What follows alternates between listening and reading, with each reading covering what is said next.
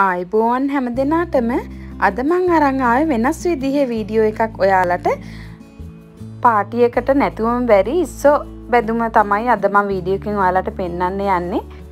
අද වීඩියෝ එකේ ඉස්සෝ එක හදන්නේ මම නන් නෙමෙයි.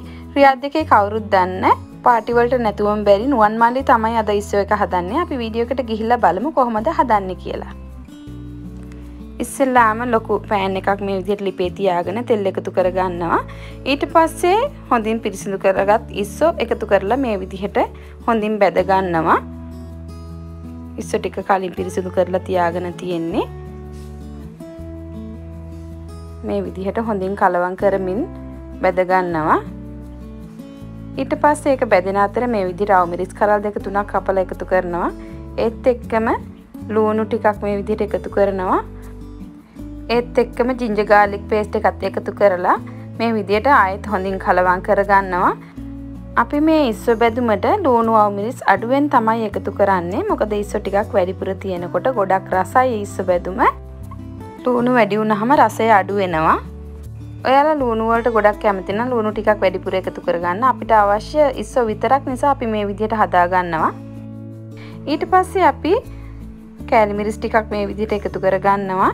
ඒත් එක්කම ගම්මිරිස් ටිකකුත් එකතු කරගන්නවා. ඔයාලගේ රසය අනුව ඒවා එකතු කරගන්න. ඊට පස්සේ ලුණුත් එකතු කරගන්නවා. මේ සියල්ල එකතු කරලා ආයෙත් හොඳින් කලවම් කරගන්නවා. පාටි වලදී කෑම හදනකොට මෙහෙම තමයි ලොකු භාජනයක හදන්නේ. ඉතින් තෙලුත් ටිකක් වැඩිපුර එකතු කරගන්න ඕනේ මේ විදිහට. ඔයාලට පේනවා ටිකක් තෙල් තියෙනවා වැඩිපුර.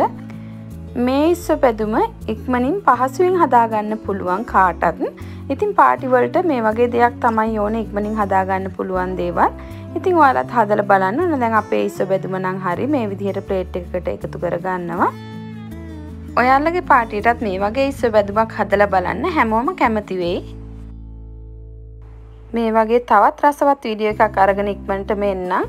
කපාගත්තු ලුණු කොළ ටිකකුත් මේ විදිහට උඩින් එකතු කරගන්නවා.